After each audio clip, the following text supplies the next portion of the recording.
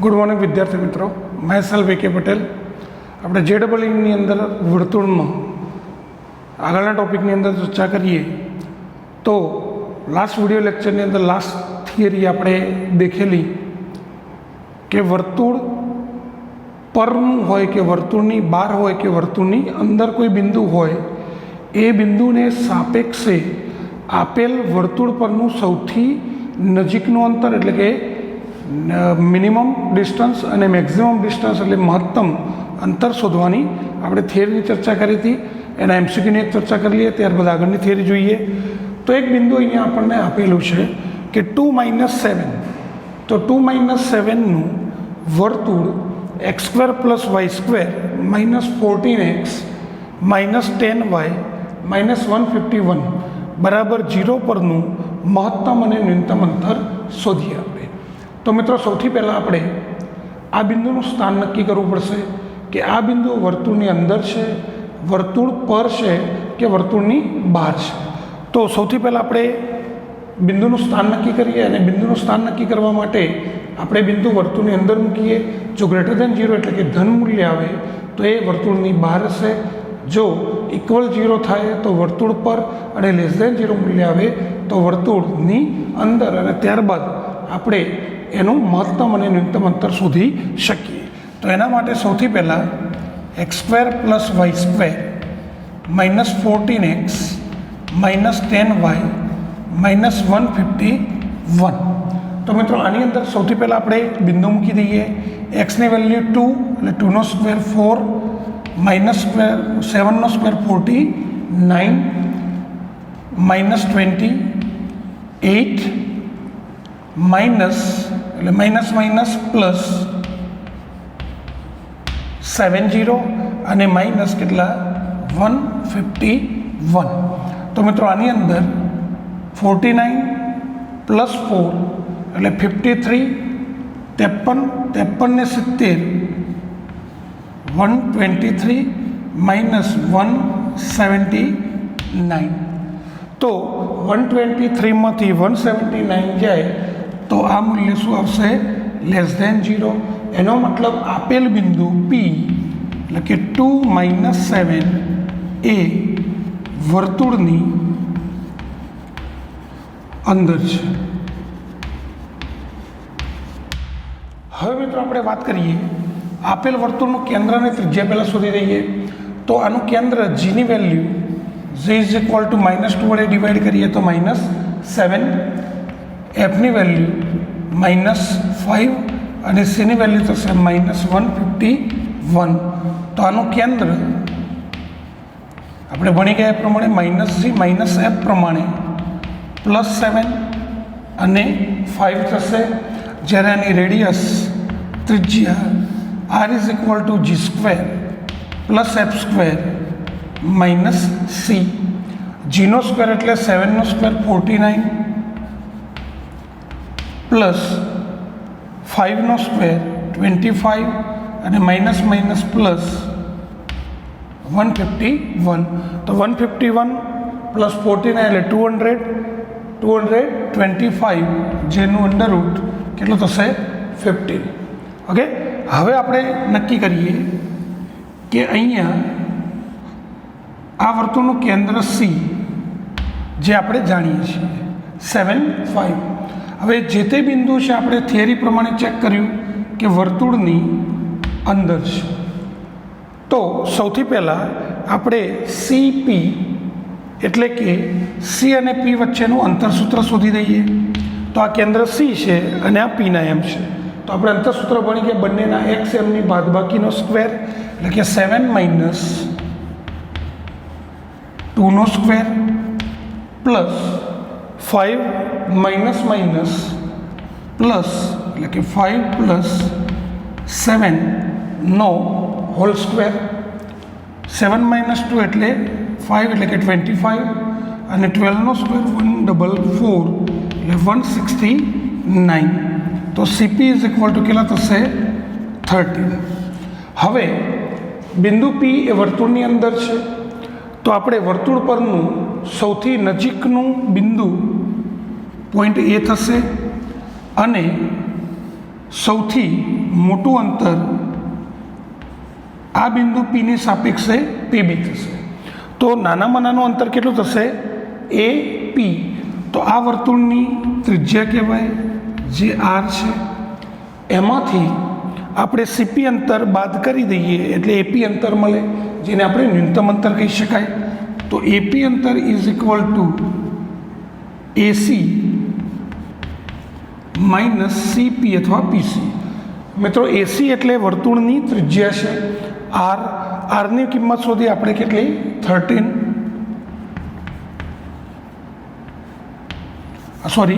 એસી વર્તુળની ત્રિજ્યા શોધી કેટલી આપણે? 15. અને સીપી અંતર શોધ્યું 13. એટલે 15 માઇનસ 13 એટલે 2. તો આપેલ બિંદુનું વર્તુળને સાપેક્ષે સૌથી નાનામાં નાનું અથવા ન્યૂનતમ અંતર અથવા મિનિમમ અંતર એનું કેટલું થશે? 2.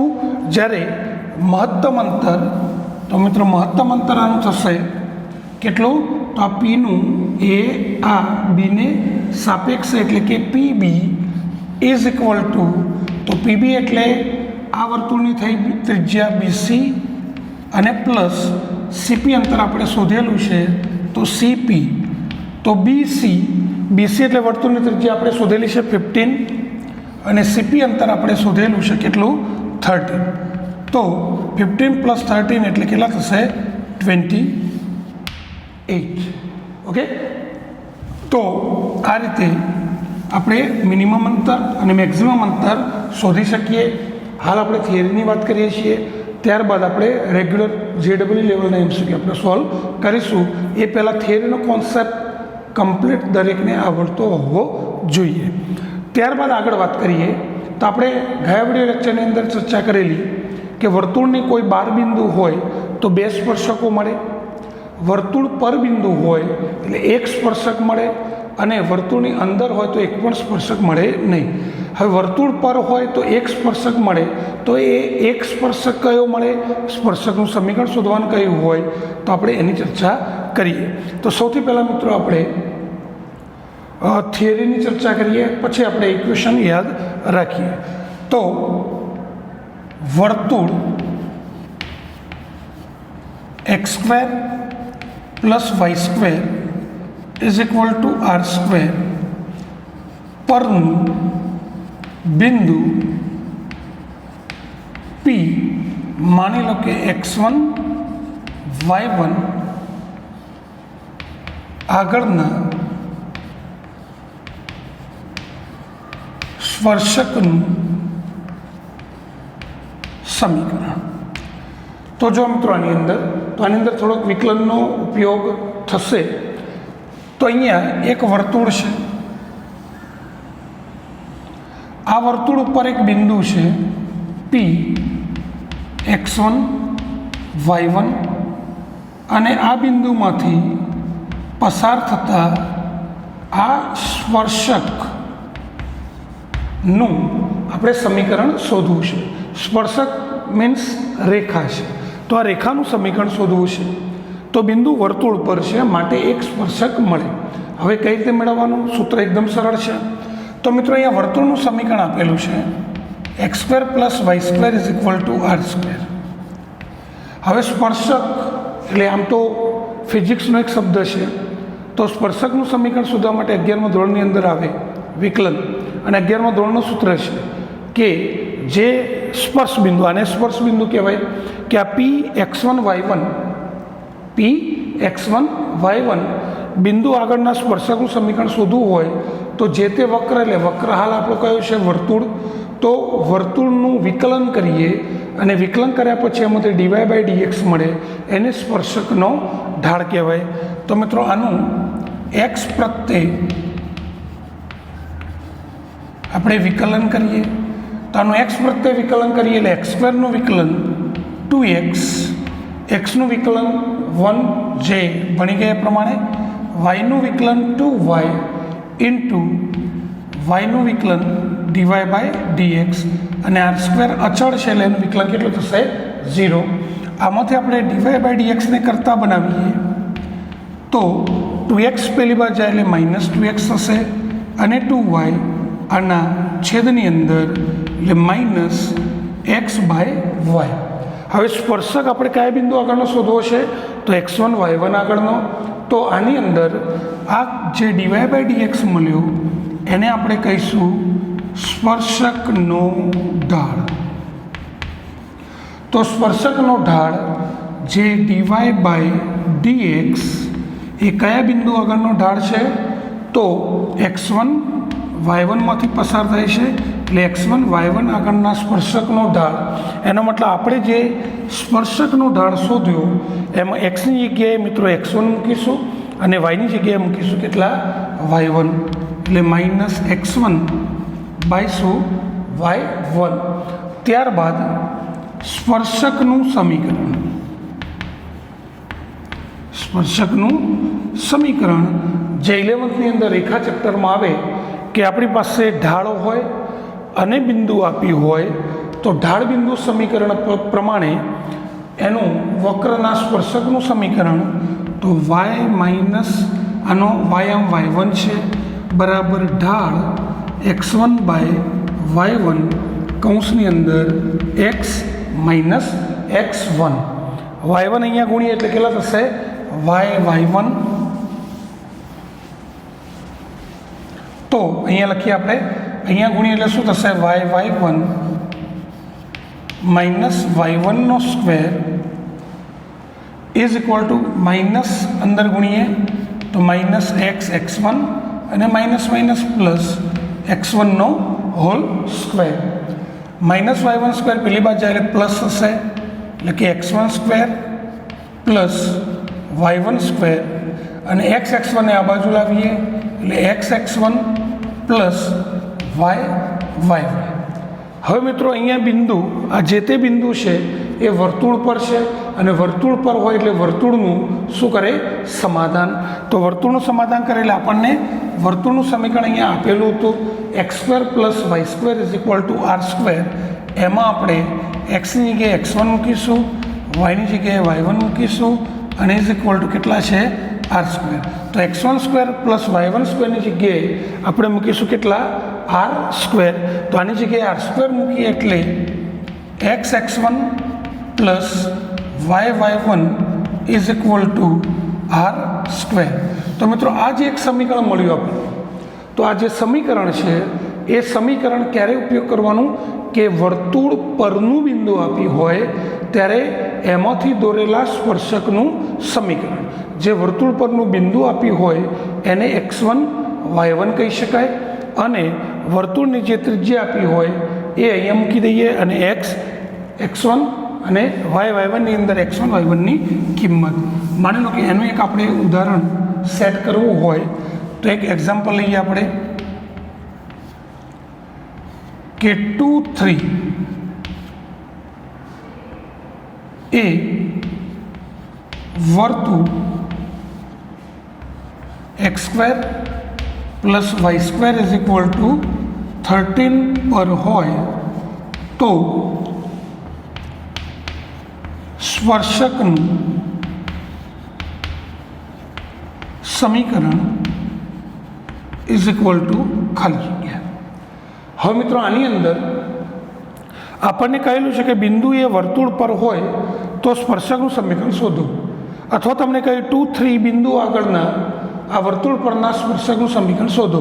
ચલો આની અંદર તો ઉલ્લેખ કરેલો છે કે આ બિંદુ એ વર્તુળ પર છે પણ કદાચ એમ કહ્યું હોય કે આ બિંદુ આગળના વર્તુળના સ્પર્શકનું સમીકરણ શોધો તો પહેલાં આપણે બિંદુનું સ્થાન નક્કી કરીશું કે આ બિંદુ વર્તુળ ઉપર છે કે નહીં।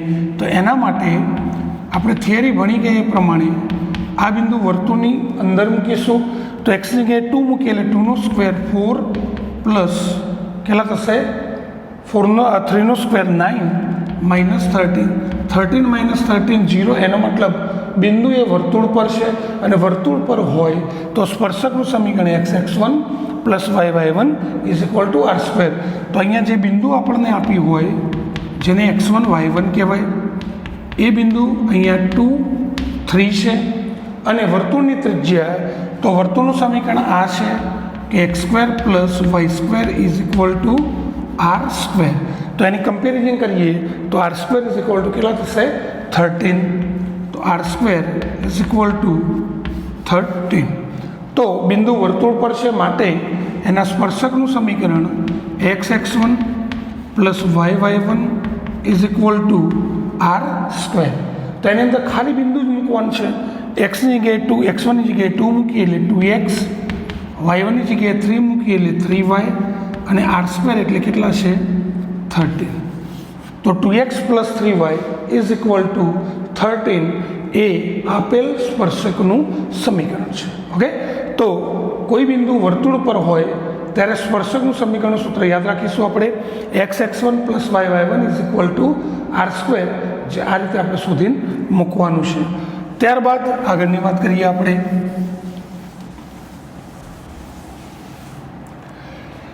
કે કોઈ રેખા y = mx + c એ વર્તુળ x² + y² = r² ને ક્યારે સ્પર્શે અથવા સ્પર્શે તે માટેની શરત. તો જો એક અગત્યનો ટોપિક છે કે કોઈ વર્તુળ આપેલું હોય અને કોઈ રેખા હોય જેને y = mx + c કહીશું. થિયરી આપણે ભણી ગયેલા છીએ. તો આ રેખા એ વર્તુળને ક્યારે સ્પર્શે અથવા સ્પર્શે તે માટેની શરત. તો આપણે ચેક કરીએ. તો આપણે આમ તો ભણી ગયા છીએ કે ચલો વર્તુળ, તો વર્તુળ અહીંયા આપેલું છે. વર્તુળનું કેન્દ્ર કેટલું? તો આની અંદર મિત્રો જો આ વર્તુળનું પ્રમાણિત સમીકરણ કહેવાય કે જેની અંદર વર્તુળના વ્યાપક સમીકરણ એટલે કે x² + y² + 2gx + 2fy + c ટાઈપનું નથી. એટલે આની અંદર x² + y² છે, 2gx એટલે x વાળું પદ નથી એટલે g0 કહેવાય, 2fy એટલે y વાળું પદ પણ નથી એટલે f કેટલું કહેવાય? f કેટલું કહેવાય? 0 કહેવાય. તો x² અને y² અને આ હોય ત્યારે એનું કેન્દ્ર આપણે કેટલું લઈશું? 0, 0, અને આ જે હોય એની શું કહેવાય? ત્રિજ્યા r². એના પરથી આપણને r મળે. તો આ વર્તુળનું કેન્દ્ર કેટલું?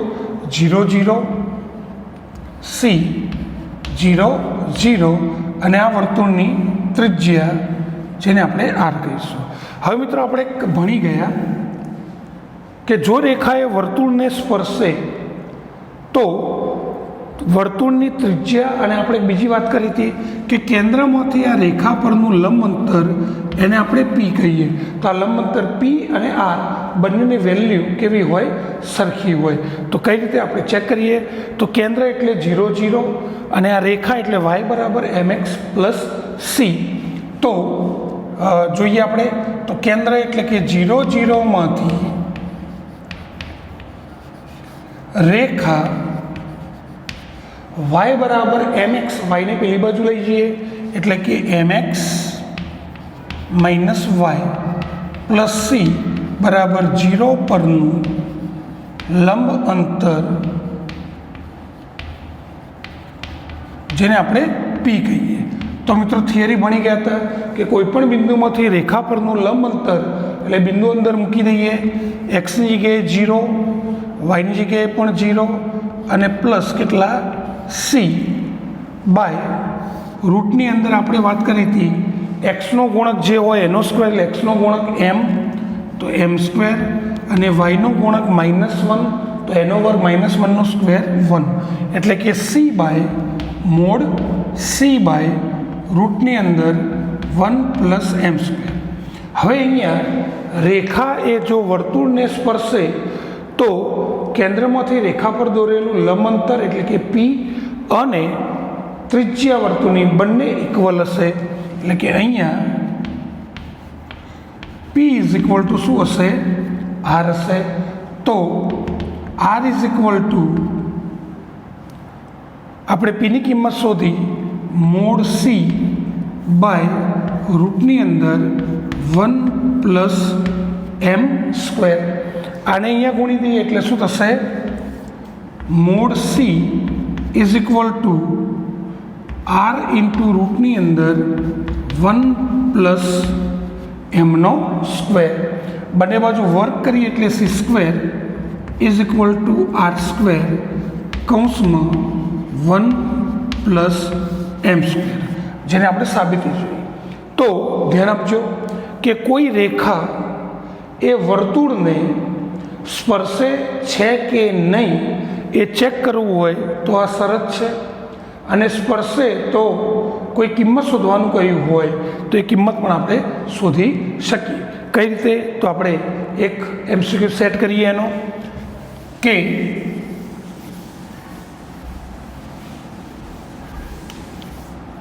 આપણને એમ કહ્યું કે y બરાબર 2x પ્લસ 30 એ વર્તુળ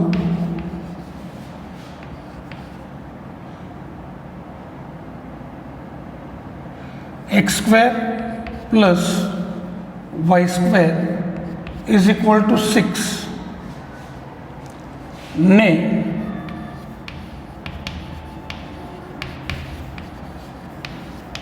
સ્પર્શે છે. તો અહીંયા આપણને એમ કહ્યું કે આપેલ રેખા એ વર્તુળને સ્પર્શે છે કે નહીં એ આપણે માની લો કે શોધવું છે. તો કઈ રીતે શોધીશું આપણે એની વાત કરીએ. તો જો મિત્રો આની અંદર આપણે હાલત થિયરી ભણ્યા કે સ્પર્શે તો ડાબી બાજુ બરાબર જમણી બાજુ થવું જોઈએ, એટલે કે c square is equal to r square કૌંસની અંદર 1 પ્લસ એમ સ્ક્વેર. તો આમાં જરૂર કોની? એક સીની કિંમત, એક આરની કિંમત અને એક એમની કિંમત. તો રેખા છે y બરાબર 2x પ્લસ 30, એને આપણે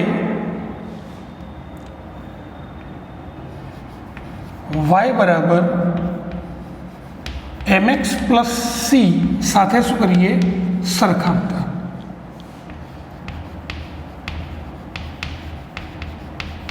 તો રેખાને રેખા સાથે સરખાવીએ તો અહીંયા એક્સનો ગુણક એમ છે, અહીંયા એક્સનો ગુણક 2 છે, એટલે એમની વેલ્યુ મળશે આપણને 2. અહીંયા અચળ પદ સી છે, અહીંયા અચળ પદ સીની વેલ્યુ 30 છે. પછી વર્તુળ x square plus y square is equal to 6 છે. તો એને આપણે વર્તુળના સમીકરણ સાથે સરખાવીએ તો x square plus y square is equal to r square. તો r square is equal to કેટલા થશે? 6. હવે સ્પર્શે તે માટેની શરત અહીંયા ચેક કરીએ તો સી સ્ક્વેર એટલે આપણે કિંમત શોધીએ, સી એટલે કેટલા છે? 30. તો 30 નો સ્ક્વેર એટલે કે 900 થશે. હવે જમણી બાજુનું પદ શોધીએ, આર સ્ક્વેર કૌંસની અંદર 1 પ્લસ એમ સ્ક્વેર. તો આરનો સ્ક્વેર એટલે આપણે શોધ્યો 6, 1 પ્લસ એમનો સ્ક્વેર એટલે એમની વેલ્યુ આપણી પાસે છે 2, તો 2નો સ્ક્વેર 4, 4 પ્લસ 1 5 એટલે કેટલા થશે? 30. તો આ 30 છે અને આ કેટલા છે? C square 900. તો બંને ઇક્વલ, દાવા ઇક્વલ ટુ જવા થતું નથી, એટલે c square not equal to r square 1 plus m square. માટે આ રેખા એ આપેલ વર્તુળને સ્પર્શે નહીં. જે આપણે બીજી થિયરી જે પી અને આર ઉપરથી પણ નક્કી કરી શકીએ કે જો પી અને આર ઇક્વલ હોય તો રેખા એ સ્પર્શે. જો પીની વેલ્યુ કરતાં આરની વેલ્યુ આરની વેલ્યુ કરતાં પીની વેલ્યુ ઓછી હોય તો રેખા એ વર્તુળને છેદે, અને જો પીની વેલ્યુ એ આરની વેલ્યુ કરતાં મોટી હોય તો છેદતી નથી, જેની આપણે ચર્ચા ભૂતકાળની અંદર કરેલી છે. મિત્રો બીજું આની અંદર બીજો પણ MCQ બને કે આપણે રકમની અંદર એમ કહી દીધું કે જો રેખા y બરાબર 2x પ્લસ સી એ વર્તુળ x square plus y square is equal to 6 ને સ્પર્શે તો સીની વેલ્યુ ખાલી જગ્યા આ રીતે પણ પૂછી શકીએ. હવે આની અંદર એવું કહેલું છે કે રેખા એ વર્તુળને સ્પર્શે છે, અને રેખા એ વર્તુળને સ્પર્શે તો સીની કિંમત શોધવાની છે. એનો મતલબ રકમની અંદર આપી દીધેલું છે કે રેખા વર્તુળને સ્પર્શે છે, માટે c square is equal to r square 1 plus m square એ શરતનું પાલન થાય. તો આને આપણે y is equal to 2x plus સીને રેખાને રેખા ટાઈપ જે છે એની સાથે સરખાવી દઈએ તો એમની વેલ્યુ 2 થશે અને સીની કિંમત તો શોધવાની છે એટલે એઝ ઇટ ઇઝ રહેશે. વર્તુળ ઉપરથી આર સ્ક્વેરની કિંમત કેટલી થશે 6, કારણ કે x² + y² = r સ્ક્વેર, તો આર સ્ક્વેરની વેલ્યુ 6 થશે. હવે અહીંયા સ્પર્શે છે માટે c² = r square 1 + m square. તો કિંમતો મૂકી દો, સીની વેલ્યુ તો શોધવાની છે એટલે c² m9, આર સ્ક્વેરની કિંમત 6, 1 + 2 નો સ્ક્વેર 4, 4 + 1 5, 5 6 = 30, તો c = √30. તો આ રીતે બંને રીતે પૂછાય. સ્પર્શે છે કે નહીં ચેક કરવું હોય તો કરી શકીએ, અને સ્પર્શે તો સીની કિંમત એમની કિંમત કંઈક શોધવાની કહી હોય આરની કિંમત, તો આપણે આ રીતે શોધી શકીએ. એના પછી મિત્રો આગળ વાત કરીએ આપણે. તો આપણે જોયું કે બિંદુ P વર્તુળ ઉપર હોય તો વર્તુળ પર હોય તો એક સ્પર્શક મળે. એક સ્પર્શક કયો જે આપણે જોયો x1 + y1 = r સ્ક્વેર. એના પછી આગળ વાત કરીએ કે વર્તુળની બહારનું બિંદુ P x1 y1 માંથી વર્તુળ x² + y² = r સ્ક્વેર ને દોરેલા સ્પર્શકોના સમીકરણ.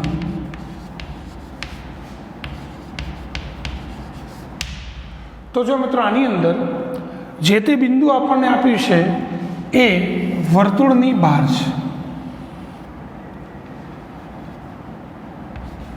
P x1 y1.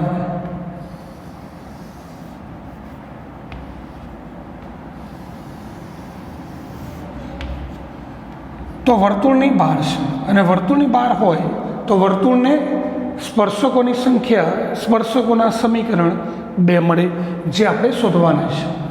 તો અહીંયા બિંદુ વર્તુળની બહાર છે એટલે વર્તુળને 2 સ્પર્શકો મળે. હવે આ 2 સ્પર્શકો કયા જે આપણે શું કરવાના છે શોધવાના છે. હવે 2 સ્પર્શકો આપણે શોધીએ. ધારો કે સ્પર્શકનું સમીકરણ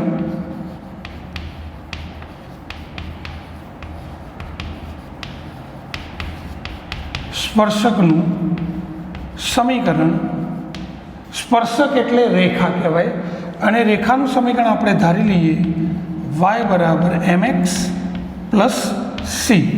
આ 2 સ્પર્શકો આ છે. હવે આપણે આગળની થિયરીની અંદર જોઈ ગયા કે જો આ સ્પર્શક હોય એનો મતલબ કે આ વર્તુળને સ્પર્શે છે, અને વર્તુળને સ્પર્શે તે માટેની શરત આપણે જોઈ ગયા c² = r સ્ક્વેર કૌંસની અંદર 1 + m સ્ક્વેર. તો સીની કિંમત આમાં મૂકીએ તો બંને બાજુ રૂટ લઈએ તો c = r² નું વર્ગમૂળ r, પણ પ્લસ ઓર માઇનસ, અને આનું વર્ગમૂળ નીકળશે નહીં, જેને રૂટની અંદર 1 + m સ્ક્વેર કહેવાય.